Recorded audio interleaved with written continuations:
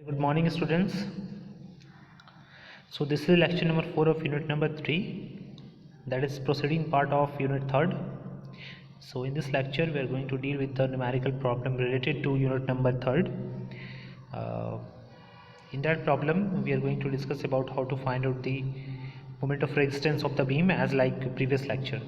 So इस lecture के अंदर में हम लोग जैसे लास्ट के लेक्चर में यानी 3rd नंबर लेक्चर में हम लोगों ने देखा था कि किस तरीके से हम लोग न्यूट्रल एक्सिस डेप्थ को फाइंड आउट करते हैं और किस तरीके से कंपेयर करके एक्सयू को एक्सयू मैक्स से कंपेयर करते हैं और उसके बाद हम ये देखते हैं कि हमारा जो सेक्शन है किस टाइप का सेक्शन है, अंडर इन्फोर्स है, ओवर इन्फोर्स सेक्शन है, बैलेंस सेक्शन है। उसके बाद हम वहाँ पे मोमेंट ऑफ रेजिस्टेंस को फाइंड आउट करते थे। ठीक उसी पे बेस्ड कुछ और प्रॉब्लम है जिसको हम लोग डिस्कस करेंगे, बिकॉज जितने ज़्यादा से ज़्यादा नंबर ऑफ प्रॉब्लम को आप डिस्कस करोगे उतना ज़्यादा से ज़्यादा आपका आरसीसी पार्ट स्ट्रांग होगा। ठीक है, तो चलिए डिस्कस करते हैं कि ये प्रॉब्लम नंबर 5 है। इससे पहले हम लोगों ने 3-4 प्रॉब्लम को ऑलरेडी डिस्कस किया था। सो देखिए इस प्रॉब्लम में क्या बोला जा रहा है और क्या निकालना है हम लोगों को। ठीक है, सबसे पहले ये जानना ज़रूरी होता है कि जो प्रॉब्लम दिया गया है उसके अंदर में हमें फाइंड आउट क्या करना है और दिया क्या हुआ है। ठीक है, reinforced concrete slab of 150 mm thick is reinforced. एक स्लैब है, ठीक है, आरसीसी स्लैब है, 150 mm थिक है, रिइंफोर्स किया गया है 10 mm डायमीटर बार से at the rate of 180 mm centre to centre. ठीक है, यानी कि जो बार रखा गया है उसका सेंटर टू सेंटर डिस्टेंस कितना है, 180 mm है। कितना है, 180 mm। ओके, और बार का डायमीटर कितना है, बार का डायमीटर 10 mm है। ये सारी इन्फॉर्मेशन आपको मिले हैं क्वेश्चन से। The reinforcement is located at an effective depth of 125 mm। जो रिइंफोर्समेंट का लोकेशन दिया गया है वो effective depth 125 mm from the top. ठीक है, calculate the moment of resistance of the section, यानी जो सेक्शन दिया गया है उसका आपको एमआर निकालना है, यानी कि क्या निकालना है, मोमेंट ऑफ रेजिस्टेंस को फाइंड आउट करना है। Okay, so use M20 grade concrete and ferrous 415 steel. इसके लिए आपको दिया गया है कि आप M20 ग्रेड कॉन्क्रीट का यूज़ कीजिए और फेरस 415 स्टील का यूज़ कीजिए। ओके, सो चलिए सबसे पहले जो क्वेश्चन दिया गया है उसको हम लोग लिख लेते हैं स्पेसिफिकेशन में। कैपिटल डी की वैल्यू दी गई है यहाँ पे 150 mm क्या दिया गया है, थिक दिया गया है। स्मॉल डी की वैल्यू दी गई है 125 mm एज पर क्वेश्चन यहाँ पे। ठीक है, एफसीके का वैल्यू दिया गया है, यानी कि ग्रेड ऑफ कंक्रीट दिया गया है M20, और M20 के लिए आपको पता है ऑलरेडी कि हम यहाँ पे 20 सिग्निफाई करता है कैरेक्टरिस्टिक स्ट्रेंथ को, और दिया गया है 415 स्टील। ठीक है, अब देखिए यहाँ पे AST के वैल्यू को कैसे फाइंड आउट करते हैं। देखिए एरिया ऑफ 1 बार, एक बार का एरिया यानी 10 mm डायमीटर है, तो π/4 × d² यानी 78 पॉइंट क्या निकल जाएगा, 5 mm²। ओके, अब देखिए यहाँ पे, अब देखिए यहाँ पे दिया गया है कि स्लैब है इसका 150 mm थिकनेस है।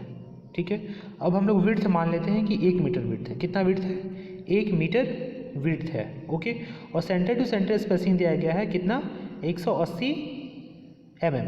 ठीक है, तो देखिए जो 1 मीटर विड्थ और 180 mm centre to centre spacing है, तो इसके लिए हम कैसे ST को कैलकुलेट करते हैं, ये आप लोगों को थोड़ा समझने में दिक्कत आ सकता है। देखिए कैसे करते हैं। इसके लिए हम करेंगे 1 मीटर विड्थ ले रहे हैं तो 1 मीटर को mm में चेंज कर देंगे। कितना हो जाएगा, 1 मीटर में 1000 mm। ओके, इंटू मल्टीप्लाई करेंगे एक बार का जो एरिया है उससे, कितना हो जाएगा 78.5, और डिवाइड कर देंगे जितना स्पेसिंग है। ठीक है, 180 स्पेसिंग, इसे डिवाइड कर दोगे तो ये आपका निकल जाएगा area of steel. Total area of steel कितना आएगा, 436.1 mm²। ओके, कैसे निकालेंगे, 1 मीटर विड्थ लेंगे यानी 1 मीटर को mm में कन्वर्ट कर दिए, इनटू एक बार का एरिया कितना है 78.5, डिवाइड कर देंगे कितना से, स्पेसिंग से। ओके, तो ये आपका निकल जाएगा area of steel. Okay,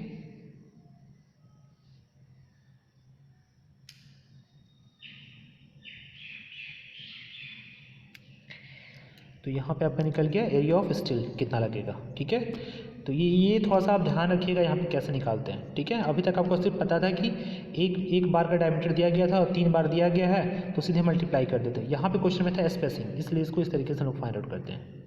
okay, so depth of neutral axis को कैसे फाइंड आउट करते हैं, सेम पहले जैसे करते थे, 0.87 FY × AST divide by 0.36 FCK × B। Put करेंगे FI की वैल्यू 415, AST की वैल्यू 436.1, FCK की वैल्यू 20 और B की वैल्यू 1000। पुट करेंगे तो XU की वैल्यू आ जाएगी 21.86 mm। कितना, 21.86 mm।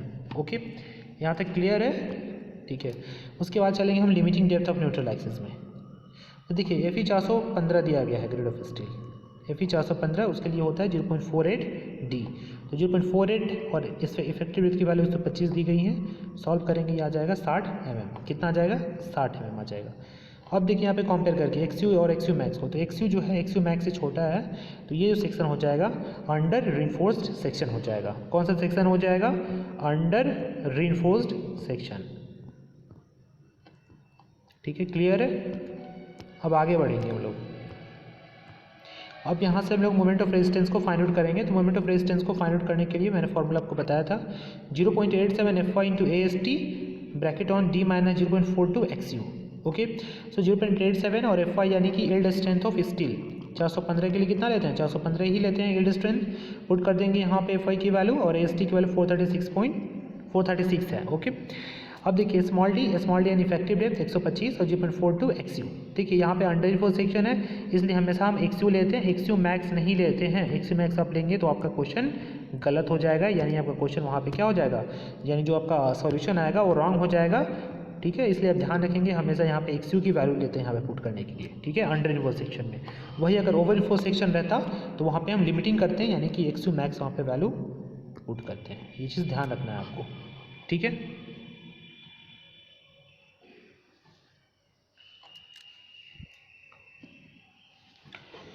चलिए, तो MU की वैल्यू आपको अल्टीमेट मोमेंट ऑफ रेजिस्टेंस का वैल्यू फाइंड आउट हो गया, यही इस क्वेश्चन में आपको फाइंड आउट करना था। चलिए अगले प्रॉब्लम को देख लेते हैं।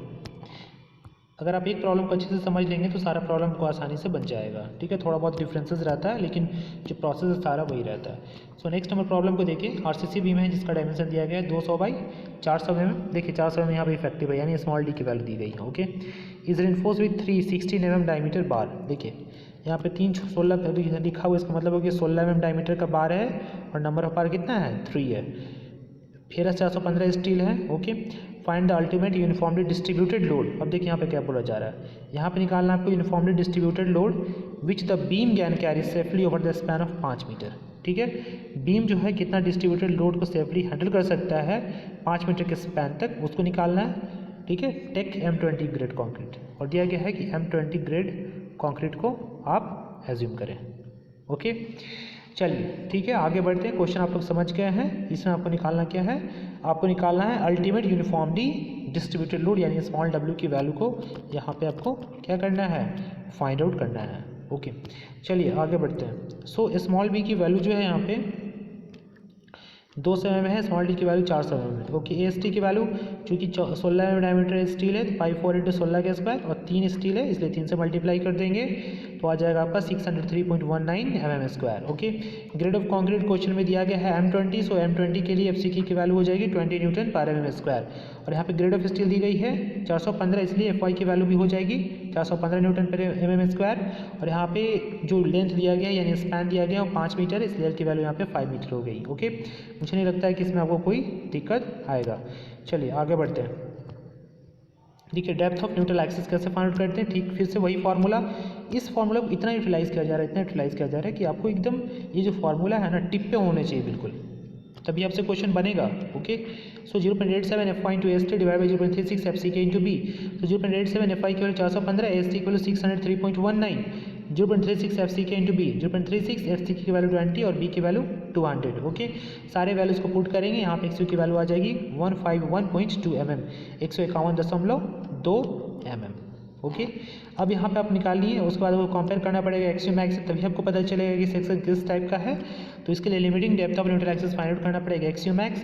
सो XU मैक्स बराबर होता है 0.48 times of small D. 0.48 into small D की वैल्यू कितनी है? 400 है, क्वेश्चन में दी गई है। ओके, तो यहाँ पे आप लिखेंगे, सॉल्व करेंगे तो ये आपका आ जाएगा 192 mm। ओके, अब यहाँ पे देख सकते हैं आप XU का जो वैल्यू है XU मैक्स से क्या है? कम है। ठीक है, आप कंपेयर कीजिए, यहाँ पे 151.2 और यहाँ पे 92, यानी कि XU का वैल्यू XU मैक्स से कम है, तो section is under enforced section. कैसा सेक्शन है? अंडर इन्फोर्स्ड सेक्शन है। और अंडर इन्फोर्स्ड सेक्शन में MU की वैल्यू कैसे कैलकुलेट करते हैं? MU की वैल्यू को कैलकुलेट करने के लिए फॉर्मूला यूज़ करते हैं 0.87, यानी जब भी अंडर इन्फोर्स्ड सेक्शन होता है उस केसेस में हम लोग यहाँ पे टेंशन साइड से मोमेंट ऑफ रेजिस्टेंस को फाइंड आउट करते हैं, और जब ओवर इन्फोर्स्ड सेक्शन होता है तो वहाँ पे हम कंप्रेशन साइड से करते हैं। ओके, सो टेंशन साइड से फॉर्मूला होता है अंडर इन्फोर्स्ड सेक्शन का मोमेंट ऑफ रेजिस्टेंस का, इसको कहा जा रहा है ultimate moment of resistance. 0.87 Fy into AST bracket on G minus 0.42 XU। देखिए अंडर इन्फोर्स्ड सेक्शन में यहाँ पे XU दिया गया है। ओके। अब देखिए 0.87, एफ आई की वैल्यू 415, एस टी की वैल्यू 603.19, स्मॉल डी की वैल्यू कितनी हो गई 400 माइनस 0.42, एक्स यू की वैल्यू 151.2।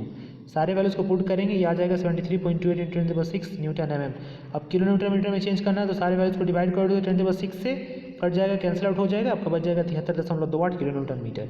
न्यूटन एम को जब भी किलो न्यूटन मीटर में चेंज करना है तो आप उस सारे वैल्यूज़ को 10⁻6 से डिवाइड कर दें। Okay, simply. ठीक है, कैसे आता है ये चीज़ मैंने आपको वर्किंग स्ट्रेस में ऑलरेडी बताया है। चलिए आगे बढ़ते हैं। अब देखिए अल्टीमेट लोड की वैल्यू को फाइंड आउट करनी है, चूँकि सिंपली सपोर्टेड बीम है। सिंपली सपोर्टेड बीम में केसेस में मैक्सिमम मोमेंट जो होता है और WL²/8 होता है। कितना होता है WU × L²/8। W इसलिए इसको कहा जा रहा है अल्टीमेट लोड, कहा जा रहा है अल्टीमेट लोड, क्योंकि क्वेश्चन में बोला गया है यूनिफॉर्मली डिस्ट्रीब्यूटेड लोड, इसलिए यूनिफॉर्मली डिस्ट्रीब्यूटेड लोड के केसेस में सिंपली सपोर्टेड बीम में जो मैक्सिमम मोमेंट होता है WL²/8 आता है। ठीक है, अगर सिंपली सपोर्टेड बीम में अगर मिड पॉइंट लोड होता तो ये आता WL/4, लेकिन हमको यहाँ से इससे कोई मतलब नहीं है, हमको अकॉर्डिंग टू क्वेश्चन मतलब है, तो अकॉर्डिंग टू क्वेश्चन हमारा ये हो जाएगा। अब जितना मैक्सिमम मोमेंट जो होगा बीम, वही मोमेंट ऑफ रेजिस्टेंस को क्या करेगा, रेजिस्ट करेगा, है ना। यानी जो मैक्सिमम मोमेंट आपका होगा वही मोमेंट ऑफ रेजिस्टेंस को क्या करेगा, बैलेंस करेगा। इसलिए हम यहाँ पे अल्टीमेट मोमेंट को मोमेंट ऑफ रेजिस्टेंस से क्या करेंगे, इक्वेट कर देंगे। सो M बराबर MU, तो M बराबर WL²/8 और MU की वैल्यू 73.28। इसको जब आप सॉल्व करेंगे तो W की वैल्यू आ जाएगी 23.45, यानी कि आपको 23.45 जो है लोड दे सकते हैं किलो न्यूटन पर मीटर, तब आपका मोमेंट ऑफ रेजिस्टेंस इतना होगा। ठीक है, तो ये अल्टीमेट लोड आपको इससे ज़्यादा नहीं दे सकते हैं उस बीम पे load. 23.45 kilo newton per metre आपका अल्टीमेट लोड का वैल्यू आया, जो कि इस क्वेश्चन में निकालना था। ठीक है, इस क्वेश्चन में यहाँ पे हो सकता था कि कैंटिलीवर बीम भी हो सकता था, तो कैंटिलीवर बीम के केसेस में मैक्सिमम बेंडिंग मोमेंट होता है WL²/2, तो आपको वहाँ पे इस मोमेंट से आपको इक्वेट करना पड़ता। किस टाइप का बीम दिया गया है क्वेश्चन में, उसके अकॉर्डिंग हम कोरिलेट करते हैं। अगर साफ साफ लिखा हुआ है कि कैंटिलीवर बीम है, तब वहाँ पे आपको WL²/8 वहाँ पे मैक्सिमम बेंडिंग मोमेंट लेकर के सॉल्व करना पड़ता, बट यहाँ पे सिंपली दिया गया है, तो एज सिंपल केसेस में हम लोग सिंपली सपोर्टेड बीम को लेकर के एज्यूम करके क्वेश्चन को सॉल्व करते हैं। ओके, सो ये थे कॉन्सेप्ट, कैसे हम लोग अल्टीमेट लोड को फाइंड आउट करते हैं in the case of analysis of singly reinforced section. So बहुत इंपॉर्टेंट क्वेश्चन, जितने भी सारे क्वेश्चन बता रहा हूँ मैं, सारे डिफरेंट टाइप के क्वेश्चन है, आपको प्रैक्टिस करने हैं। इसमें जितना से ज़्यादा प्रैक्टिस करो, उतना ज़्यादा से ज़्यादा आपका सब्जेक्ट स्ट्रांग हो जाएगा। ओके, चलिए आगे बढ़ते हैं और हम लोग लास्ट प्रॉब्लम को देख लेते हैं कि किस टाइप की इस प्रॉब्लम को करते हैं। ठीक है, सारे प्रॉब्लम में थोड़ा का डिफरेंस है, बट जो कॉमन चीज़ें होती हैं वो उसी तरीके से हैं। ओके, देखिए ए rectangular beam of is 20 centimetre wide and 40 centimetre deep, यानी 20/40 दिया गया है। अब देखिए यहाँ पे क्या दिया गया है, सेंटीमीटर में है। ओके, अब देखिए up to the centre of reinforcement, देखिए रिइंफोर्समेंट के सेंटर तक, यानी कि ये जो 40 दिया गया है ना, DP स्मॉल डी की वैल्यू दी गई है। देखो कैसे, यहाँ से लेकर के जो रिइंफोर्समेंट है उसके सेंटर तक है। ओके, तो ये हमेशा क्या कहलाता है, इफेक्टिव डेप्थ कहलाता है। Find the area of reinforcement required, अब आपको एरिया ऑफ रिइंफोर्समेंट ही पूछा जा रहा है। If has to resist a moment of 23 kilo newton per metre. ठीक है, सॉरी किलो न्यूटन मीटर है, मोमेंट ऑफ रेजिस्टेंस है ना, 23 किलो न्यूटन मीटर मोमेंट को रेजिस्ट करने के लिए जो एरिया ऑफ रिइंफोर्समेंट होगा वो कितना होगा, तो आपको यहाँ पे दिया गया है M20 ग्रेड कॉन्क्रीट और फेस 415 स्टील। आपको पूछा जा रहा है कि एरिया ऑफ रिइंफोर्समेंट यानी कि AST की वैल्यू फाइंड आउट करें, और आपको दिया गया है यहाँ पे कि आपका मोमेंट ऑफ रेजिस्टेंस जो है 23 किलो न्यूटन मीटर है। देखिए क्वेश्चन थोड़ा सा क्या हो गया, रिवर्स कर गया। तो देखिए क्वेश्चन में इसी सारे के अंदर में से आएगा, किसी में MR निकालने के लिए बोल देगा, किसी में अल्टीमेट लोड निकालने के लिए बोल देगा, किसी में AST निकालने के लिए बोल देगा, किसी में नंबर ऑफ बार निकालने के लिए बोल देगा। क्वेश्चन यहीं से वैरी करेगा, क्वेश्चन यहीं से फ्रेम किया जाएगा। द मैटर इज दैट कि आपका कॉन्सेप्ट कितना क्लियर है, आपका कॉन्सेप्ट जितना भी साउंड रहेगा आप क्वेश्चन को सॉल्व कर पाएंगे। ठीक है, एटलीस्ट आप प्रोसेस को तो फ्लो कर पाएंगे ना। अगर आपको कॉन्सेप्ट ही नहीं पता होगा तो आप बहुत ही ज़्यादा कंफ्यूज हो जाएंगे RCC के अंदर। उसके लिए सबसे ज़्यादा जो इंपॉर्टेंट वर्क है वो है प्रैक्टिस। ठीक है, without practice you can't to solve the numerical problem. Okay, so B की वैल्यू क्वेश्चन में दी गई है 20 सेंटीमीटर यानी 200 mm, स्मॉल d की वैल्यू 40 सेंटीमीटर यानी 400 mm, M की वैल्यू 23 किलो न्यूटन मीटर। अब देखो किलो न्यूटन मीटर को न्यूटन mm में चेंज करना है, तो 10⁻6 से क्या करेंगे, मल्टीप्लाई कर देंगे। देखो न्यूटन mm को किलो न्यूटन मीटर में चेंज करने के लिए डिवाइड कर देते हैं 10⁻6 से, किलो न्यूटन मीटर को न्यूटन में चेंज करने के लिए 6 से मल्टीप्लाई कर देंगे। ओके, FCK की value grade of concrete M20 दी गई है, तो FCK की वैल्यू 20 न्यूटन पर mm स्क्वायर और 415 स्टील है इसलिए 415 न्यूटन पर mm स्क्वायर FY की वैल्यू। ठीक है, इसमें कोई प्रॉब्लम नहीं होना चाहिए। अब देखो बेंडिंग मोमेंट का जो वैल्यू है वो दिया गया है 25 × 10⁻6। तो देखो यहाँ पे इतना मोमेंट के लिए डिज़ाइन करने के लिए बोला जाए, रेजिस्ट करने के लिए, लेकिन हम इतना के लिए नहीं करेंगे, इससे ज़्यादा के लिए करेंगे। इसके लिए हमको फैक्टर ऑफ सेफ्टी से मल्टीप्लाई करना पड़ेगा। ठीक है, क्या करना पड़ेगा? फैक्टर ऑफ सेफ्टी से मल्टीप्लाई करना पड़ेगा। तो हम यहाँ पे 1.5 से मल्टीप्लाई करके इसको कन्वर्ट कर देते हैं। यानी 37.5 × 10⁻6 न्यूटन एम के लिए हम इस बीम को डिज़ाइन करेंगे, इतना एम के लिए। अगर हम इतना ही के लिए करेंगे, 25 किलोमीटर के लिए ही करेंगे, तो आपका बीम में अगर लोड इससे ज़्यादा आता है तो आपका जो बीम है वो कोलैप्स कर जाएगा। इसलिए हम हमेशा फैक्टर ऑफ सेफ्टी से क्या करते हैं? मल्टीप्लाई कर देते हैं। तो फैक्टर ऑफ सेफ्टी से मल्टीप्लाई करके आ गया हमारा ये वाला वैल्यू। अब इसके लिए हम डिज़ाइन करेंगे। ओके, अब देखिए फैक्टर बेंडिंग मोमेंट जो आपका है, अब जो फैक्टर बेंडिंग मोमेंट है वो मोमेंट ऑफ रेजिस्टेंस के क्या होता है? बराबर होता है। तो देखिए मोमेंट ऑफ रेजिस्टेंस के बराबर होता है। अब इसके लिए एक रेडीमेड फार्मूला यहाँ पे बताया गया है। इस रेडीमेड फार्मूला के अकॉर्डिंग आप क्वेश्चन को सॉल्व कर सकते हैं या फिर डायरेक्टली आप वहाँ से भी कर सकते हैं। तो यहाँ पे देखिए MU का वैल्यू जो है 0.87 FI × ST × D 1 - FI × ST divide by FCK × BD। एक इंपॉर्टेंट फार्मूला है MU निकालने के लिए। किसके लिए? MU को फाइंड आउट करने के लिए। ठीक है, तो देखिए ये जो फार्मूला इस वैल्यू में आप पुट कीजिएगा सारा वैल्यू, तो यहाँ पे सिर्फ एक टर्म अननोन रहेगा, वो ST अननोन रहेगा। ST को आपको फाइंड आउट करना है। ठीक है, सारे वैल्यूज को आप पुट कर दीजिए इसमें। सारे वैल्यूज को पुट करने का मतलब है कि 0.87 FI की वैल्यू 415, ST की वैल्यू ये और D की वैल्यू 400 और 1 - FI की वैल्यू 415, ST आपका अननोन है, यानी इस वैल्यू को आपको फाइंड आउट करना है divide by FCK × B × D। सारे वैल्यूज को पुट कीजिए तो यहाँ पे MU और MU के टर्म में ये आ जाएगा, ये आपका अननोन रहेगा। ठीक है, इसको इक्वेट कर देंगे हम लोग 37.5 × 10⁻6 न्यूटन एम से, यानी कि फैक्टर बेंडिंग मोमेंट से। तो यहाँ पे AST का वैल्यू फाइंड आउट हो जाएगा। ठीक है, आपको करना यही है कि MU के बराबर इतना कर देना है और यहाँ पे AST को MU से आपको इक्वेट कर देना है। ठीक है, तो चलिए आगे देख लेते हैं। यही किया गया है यहाँ पे।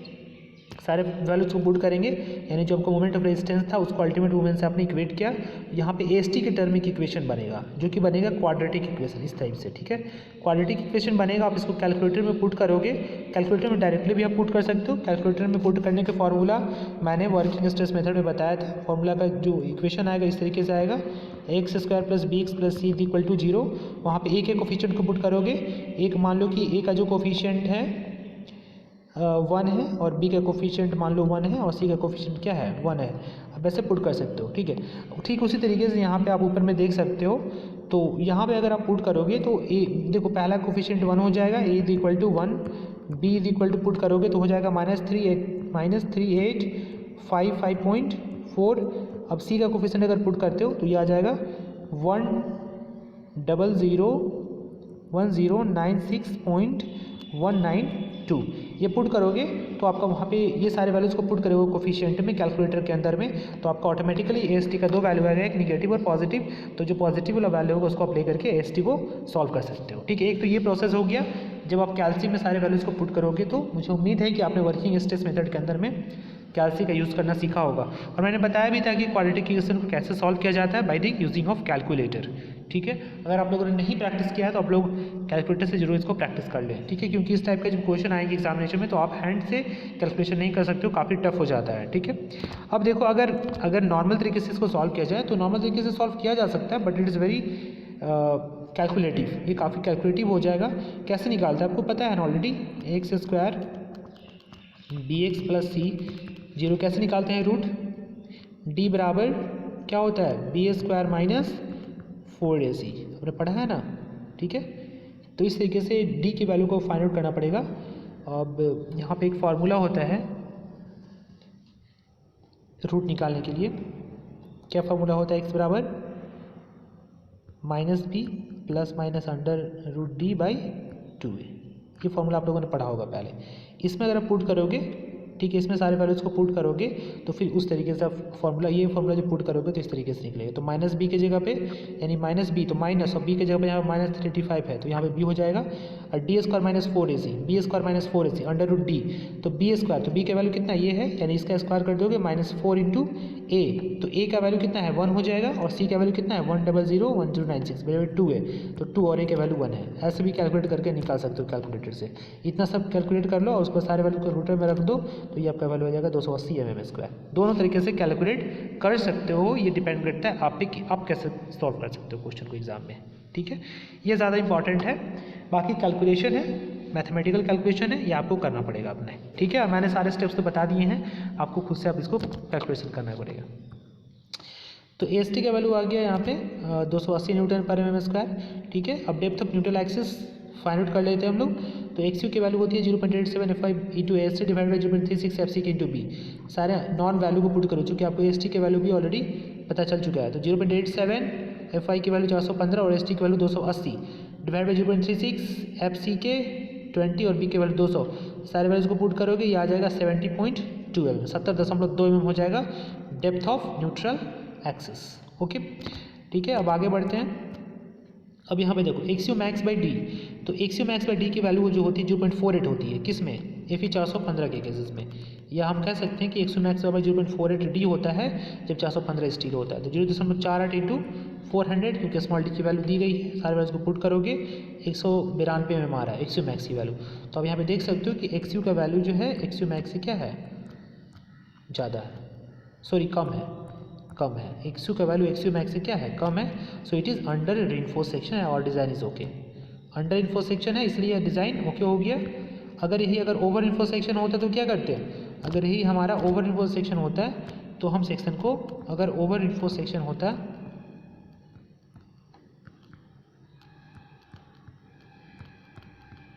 तो सेक्शन को क्या करना पड़ता है, रीडिज़ाइन करना पड़ता।